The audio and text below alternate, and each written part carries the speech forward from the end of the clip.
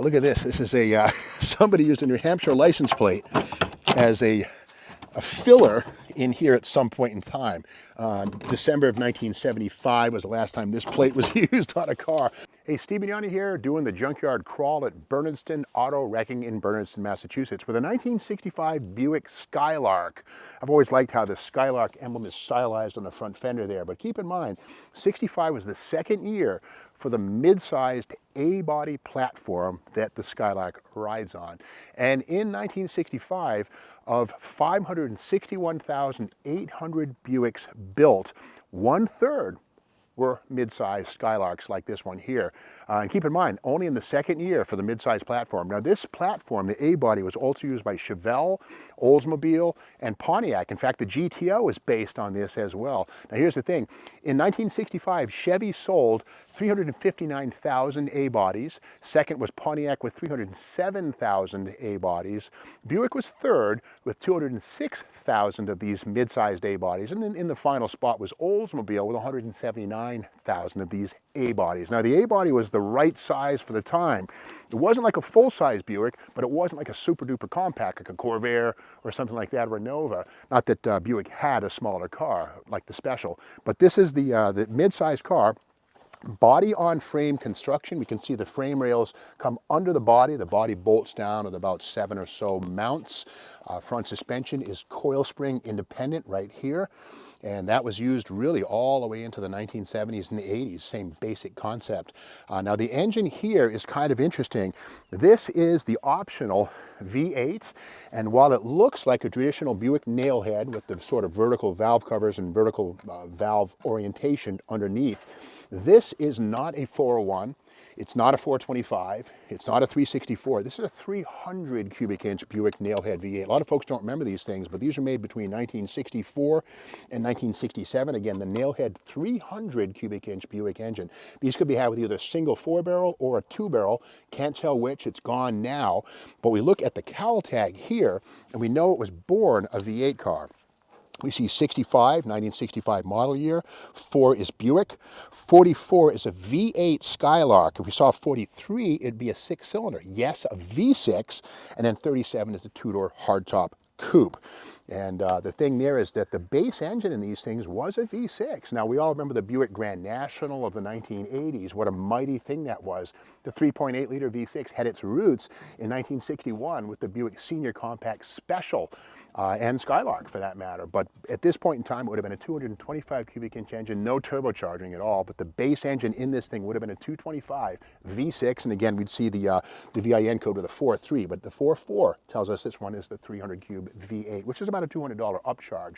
Now this one here has been somewhat smashed and bashed. Here's the hood. It's a flat hood, nothing special there. And now 1965 was the first year for Buick's entry into the muscle car wars, the GS400. More on that in a moment. The only downside is that the GS400 would not get a specific VIN or cowl tag code until 66. In 65, the Grand Sport would have been an option on top of a V8 Skylark. So there's no way to tell here if it was an original Skylark GS400 or not. More on that in a moment. But again, this one's a 300 cube regular passenger car, not a muscle car. But again, 65, first year for Buick's answer to the GTO and the SS Chevelle. Now this one here, we can see, of course, it has Buick's General Motors cross-flow radiator. Chrysler and Ford had top tank radiators, which were taller, but with the cross-flow and side tanks, these allowed Buick and GM in general to have a lower hood line, and that was really part of the styling picture. Now we can see here that the side tanks, or the end tanks on this one, you have a lot of dead space right there. Well, this is a single row radiator here. This could be a double row, say like on a 400, a GS400, or a wagon. And so basically the side tanks could be adapted to either the basic radiator or a double row right there for extra cooling. So that's kind of another way how GM and Harrison Radiator Division let one tank do 2 jobs, just adding a second row in the middle. And another thing too on this, we do see the finned drum brakes. Now we got to remember that Buick was very well known from 59 through 69 for their 12-inch aluminum drum brakes, finned, but that was only on full-size cars. These mid-sizes had 9.5-inch drums. Luckily they were finned. It was a cast iron piece, not a very large brake, but the crazy thing is the same brake was used on the V6 car as it was on a GS400. Kind of wacky. But here we have that Skylark fender logo. If you look at it, it's a stylized bird flying. There's his wing, there's the beak, there's the eyes flying down the road. And that's the Skylark. Of course, Skylark's first seen in 1953, the limited production Buick, sort of a roadster, pretty car.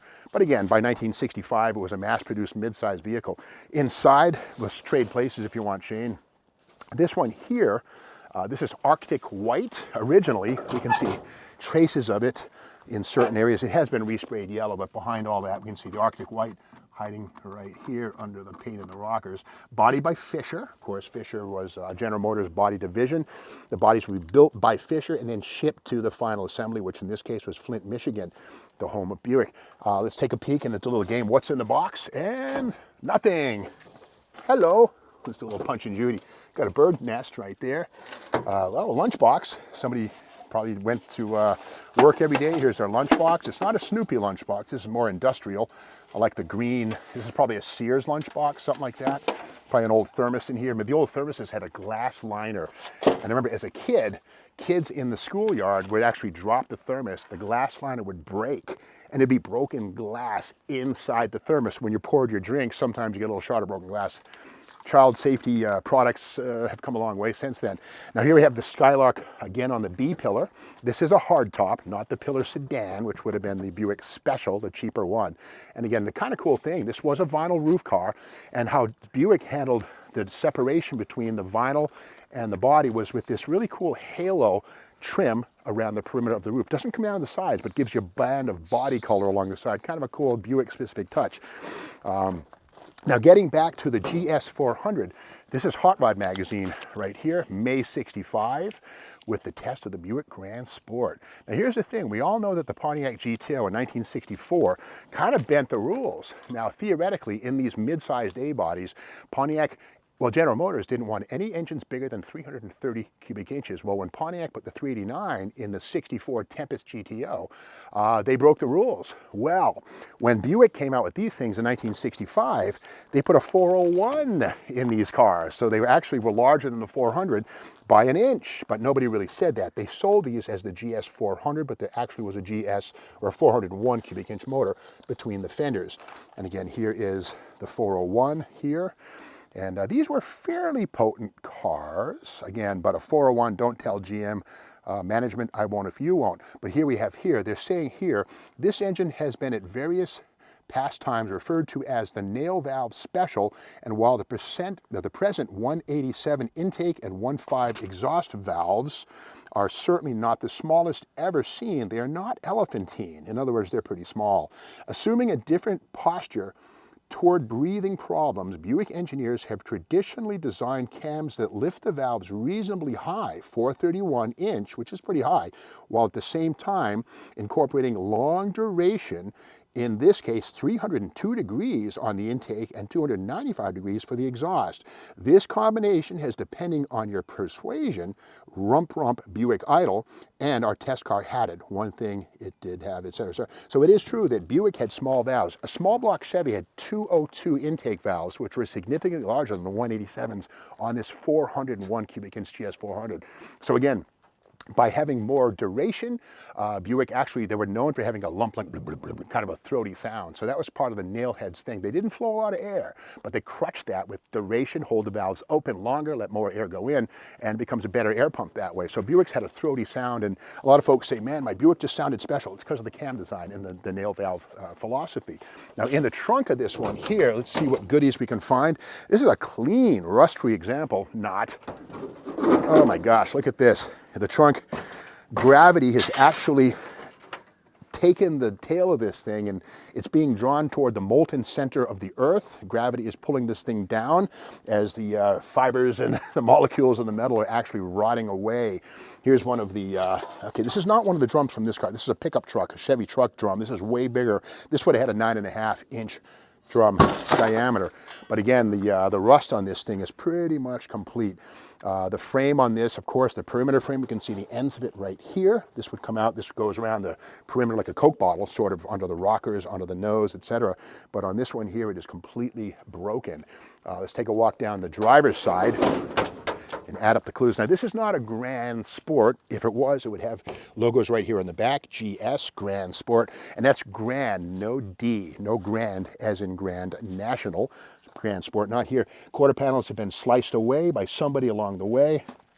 The rear axle, again, this is just basically the Chevy, same axle used in Chevrolet, I believe. The Buick was an 8.2 inch diameter item. Pretty rugged. Looks like somebody's getting ready to alter the wheelbase on this thing. I kind of like it. Look at this, oh, hey there, puppy. Look at this. This is somebody used a New Hampshire license plate as a filler in here at some point in time. December of 1975 was the last time this plate was used on a car. But again, you know, the things people do, the 4th, 5th, 6th, 10th owners of these cars. The first owner of this car babied this. He brought it home from a Buick dealer, says, man, look at my beautiful Skylark. And over the years, well, eventually they just disintegrate and go the way of all flesh. Inside, there it is. Now, the cowl tag does have trim 158, which tells us black vinyl interior. This does have the Buick Super Turbine 300 automatic right here. It was a 2-speed, but it was liquid cooled and not the same as the Chevy Power Glide. A little better item. The dashboard is long gone, but again, this could have been a GS 400 with a 4-speed or a 3-speed manual. Yeah, that was possible, but that was long ago. So let's say one final prayer for this, you know, fairly attractive Buick Skylark 2-door. And again, 1/3 of all Buicks built in 1965 were mid-size Skylarks, which is something that didn't exist in the 50s when Buick was strictly full-size. So the 60s were about smaller cars, and that was the platform for the muscle revolution to attract the baby boomers in the Buick dealerships. So that's the story of this puppy here. If you like this video, be sure to subscribe to the Steam Mag's YouTube channel and ring the bell. That way you'll get alerts when we have new videos, which of course is every single day. So we'll see you tomorrow here on Junkyard Crawl.